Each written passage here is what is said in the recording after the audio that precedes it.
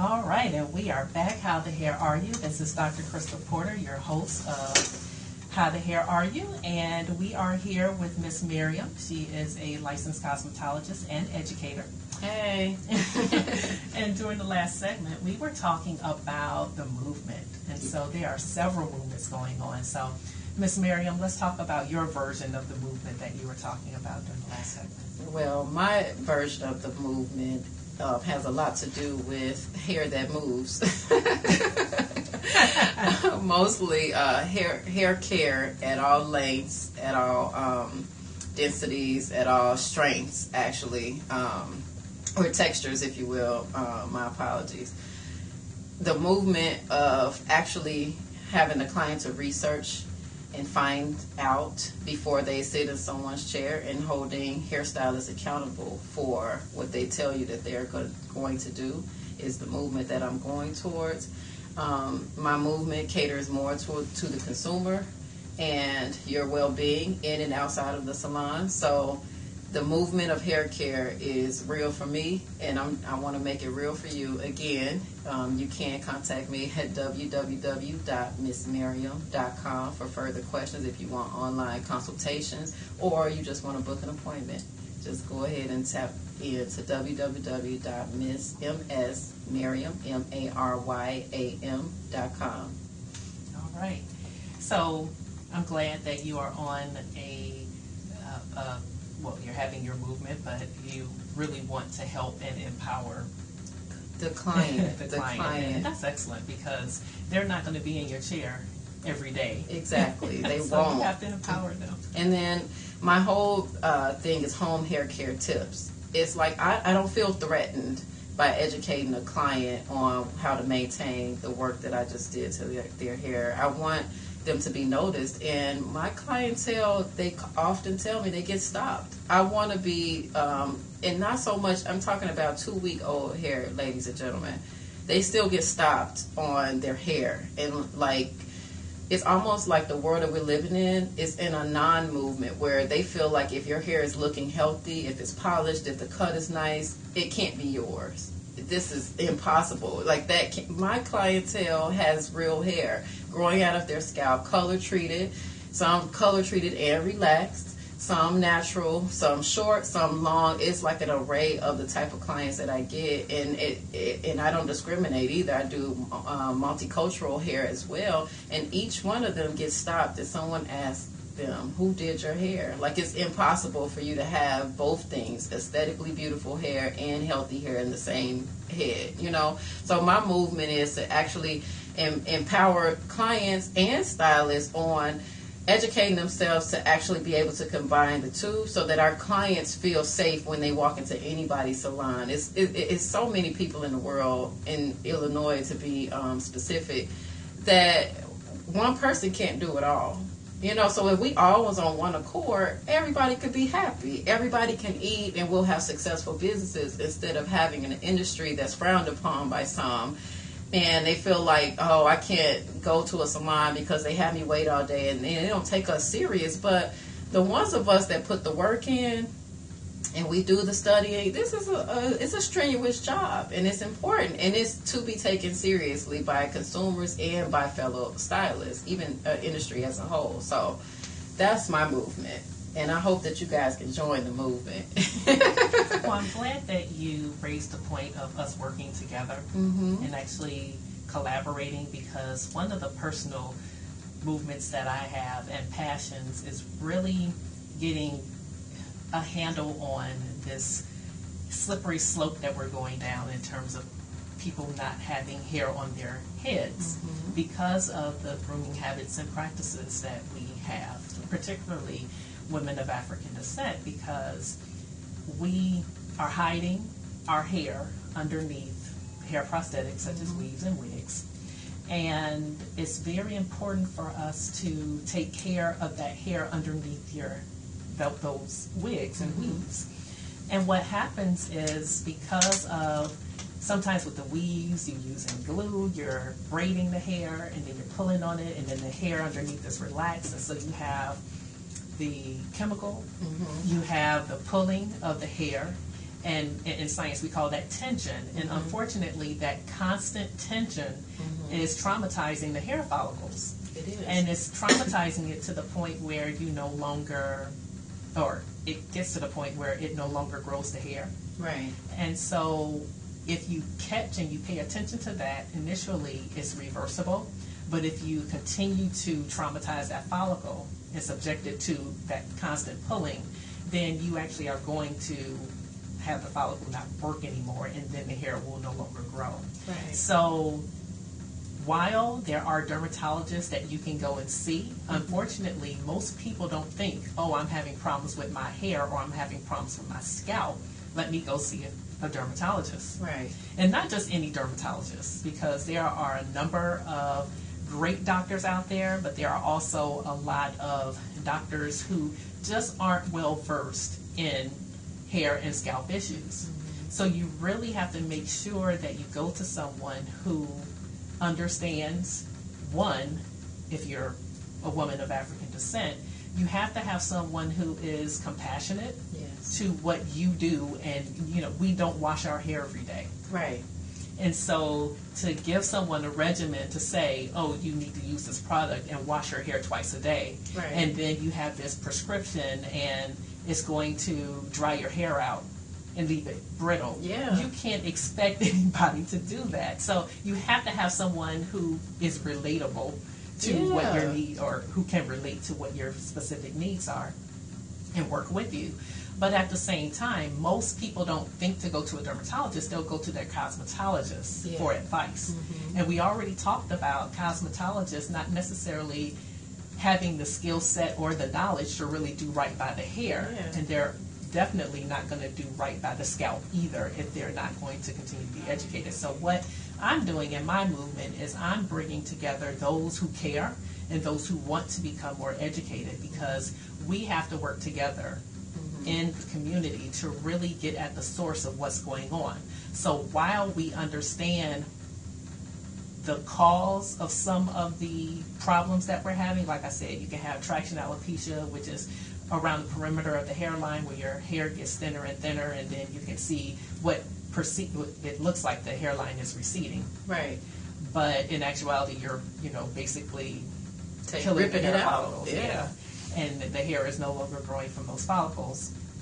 But there are other things like what they call CCCA, central centrifugal cicatricial alopecia, where they start to bald around the crown of the like head. Women, not men. Well, men do it too, but women are suffering from this as well. Absolutely, and it's becoming more prevalent.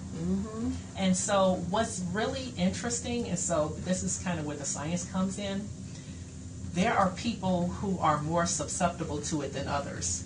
Yes. And for us to understand why that is, we really have to come and work together. Yeah. So what my movement is to get people who are really serious about wanting to help from the initial, trying to figure out the initial reason why some people are more susceptible than others. But it takes a very methodical approach to do that. And so I had a class about a week and 2 days ago, and I had cosmetologists come, and they learned about the scientific method to really try to address some of these issues. And so what I'm doing is I want to collaborate with them, because you guys have a laboratory at your fingertips. You can access a lot and get data. Yeah. And you can get data that dermatologists can't get, because people who actually have a problem only go to the dermatologist, or usually go to the dermatologist after it's advanced. Right. So you have the power, because you're with your clients. A lot of them, if you're a good cosmetologist, they're with you long term. Right. So you can actually start seeing the progression of some of these things. And if we can get data while it's progressing, then we can answer some of those questions to really get at the root of what is going on and why these things happen.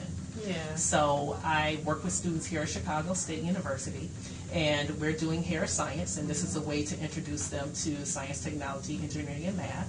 So I'm working with the Center for STEM Education and Research, And I'm really happy that we're starting to really move forward with some of the projects that we have. So it's kind of a win-win because there is not a lot of fundamental research being done. Yeah. So this is a way for us to answer some of the questions, get the community involved, and really work together to really solve some of these problems. Yeah, something you said. So that's my movement. Something you said, and this is a question to the people. You said the thing about the balding in the middle, right? And some people start to bald in the middle, and you said some people are more susceptible to it than others, right? Right. Now I'm going to ask you, just off of you're a consumer, not a scientist, right? Okay. Okay, the person who starts to bald or has balded in that area, rest of the hair thick, beautiful. Now, if it was hereditary, like it ran in the family, that's one thing. But if they were going to someone to get tracks in, to fill in the gap, to make their hair look better, and then they noticed it was balding more and more, like the hole is getting bigger. Now you can really see the scalp when they take the tracks out, right? But then they came to me, to get their hair done. And so people recommend me because they know I'm into hair care, but I'm not God, guys, But I do pray, right? And so I prayed over many heads. Listen, I pray over many heads because they got expectations. Now, I can say go to a dermatologist all day long, but they want to go to the party. And they want their hair to look right, too. So I'm in a position where I have to sort of, if you will, make miracles happen. And I have. I've done some things to make a client believe that if you let your hair breathe and be consistent, your hair can grow. So if a client's hair starts to grow after coming consistently, but then you work so hard to get their hair on the right path, and then they go and put more tracks in. Talk to me about that. What do you think as a stylist I should do? Because it's like if you told me to take my scientific hat off, and I understand you want me another human, exactly human emotional. I wish y'all could just come in and talk to. I want to reach the people because as a stylist in our position, and you have the passion and dedication that I have, there's a lot of work that's involved, people. And when you come and get healing, if you will, because Jesus is real. I'm telling you, he be on my side and he be in my head and he works through these hands to make some things happen. If I told you guys all the experiences that I have on transforming somebody's hair life, we would be here for like 5 hours, and even more. But if a person, you've actually started the healing process, if you will, and I'm being serious, and then they did all that, and then they went back to their old habits that contributed to the point that they didn't want to be to. How do you stylists out there that's on the movement with us, how do y'all feel about that? Like, what position do you feel like we should take? That's very difficult because it really depends upon your tolerance level. Yeah. Because we're all human beings. Yes. And just like, okay, so this seems like I'm kind of going on the sidelines, but I'm going to bring it back. Okay. So, you know how you have that girlfriend who's playing the fool? Mm-hmm. And you give that girlfriend advice, and she keep going back for whatever reason. Right. In the relationship, it don't work out. Then finally, one day, and you don't understand why, they actually get in and like, you know what, I'm done. I'm fed up. I'm done. Right. You don't know when someone is going to snap into that type of reality and actually turn their life around. Right. So, me personally, thinking of it from a humanistic standpoint, yes. I would say just keep talking to them, because one of those days they'll wake up and be like, you know what, I've gone through this too many times, and give examples. You've been very fortunate that this has come back, but the more you do this, and we're getting older, people. Oh, absolutely. So you have less of a chance of this, actually your hair coming back. So just talk to them. Okay. I know it's frustrating, especially if you love your craft and you see results. And then your job is harder. Your job is harder. Yeah. It's like I like to work smart. I mean, the hard work starts in the beginning, and the idea is for it to be easier. At the end, everybody in their own career desires the same thing. You got a method, and then once your method is working, you feel like you can kind of like graduate to a different, avenue of what you're doing. But it's like it does the work for you if you invest in it, and you get your formula going. But it can be frustrating. But I am patient. This career has taught me patience, because at one point I didn't know if I would be able to be patient with human nature, if you will, like the people who are not non-believers, but because I'm compassionate towards what they're going through, it allows me to be patient. But it's a line between patience and abuse. Like, I know she can make it come back, so I'm gonna keep on doing it. You know what I mean? It's kind of like, when is it the time to just move on? Like, this is not a good fit for you because you're not taking it serious, so I shouldn't take it serious. You gotta be strong. You gotta be strong up top, girlfriend. You do. So, all right. So, I do want to talk about what I posted on Facebook in terms of this 30-day detox. So let's kind of we'll really go into depth during our last segment. But I want to talk about this because this is something that I found on Chocolate Curls Beauty. And that is a website. And there is this woman who seems to be a blogger, but she has natural hair. Mm-hmm. And she talks about this 30-day hair detox. And she talks about the use of coconut oil, shea butter, and castor oils, and talk about them being heavy and what you need to do. So it's interesting that she talks about this because you were reading through it and you agreed with a lot of what she was saying. It's true. Now, I'm not convinced that this woman is a hair professional. No, I don't think she is. I think she's one who is natural, and she's basing this on her own experience. Now, see, I have a problem with that. I hope not.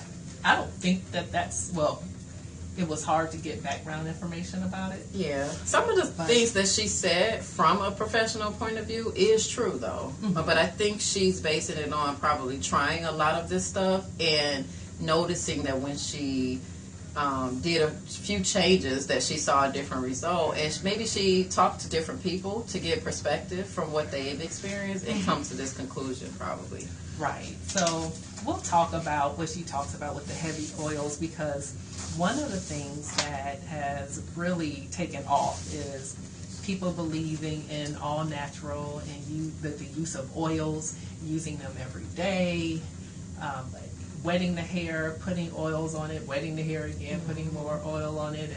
And so there are a whole lot of different routines that people have, I would say within the last 10 years, have really started to embrace. Mm-hmm. And this is, to me, the first time that I've seen a switch of, okay, everything, put all this grease and pomade and oils and everything in your hair to give your hair a break. So we'll talk about that on the other side, because I think it's really interesting. And I noticed that there was not a telephone call, which is, I think is kind of good, because it doesn't put me on the spot to try to fix the phone and get people online, but I'm willing to try. So if over the break you'd like to call, the number is area code 773-821-4960. And we would love to hear you, or you can tweet us, or use Twitter and tweet your question, or go on Facebook, How the Hair Are You, or Main Insights. Or Maryam Hair Care Pro. Just chime in, ask the question, and I'll be happy to answer for you. Absolutely. So we will see you in about 10 minutes and for our last segment, so stay tuned.